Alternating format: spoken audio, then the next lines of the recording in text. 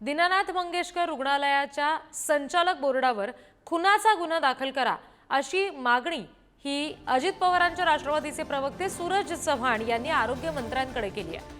डॉक्टरचा राजीनामा घेऊन संचालकांवरील राहुकेतू दूर करण्याचा प्रयत्न होतोय असंही त्यांनी म्हटलंय। डिपॉझिट घेण्याचं धोरण रुग्णालयाचं, कारवाई मात्र डॉक्टरवर का, अशा पद्धतीचा सवाल सूरज चव्हाण यांनी उपस्थित केलाय।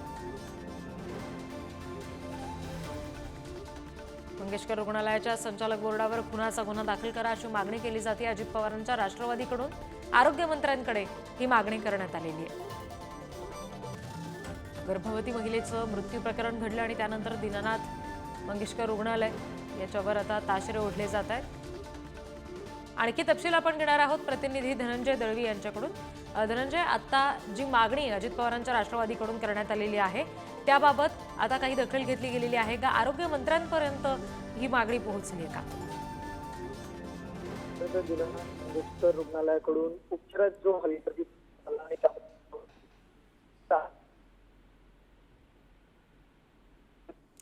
धनंजय, काही तांत्रिक अडचणी येतात, तुमचा आवाज आमच्यापर्यंत पोहोचत नाहीये।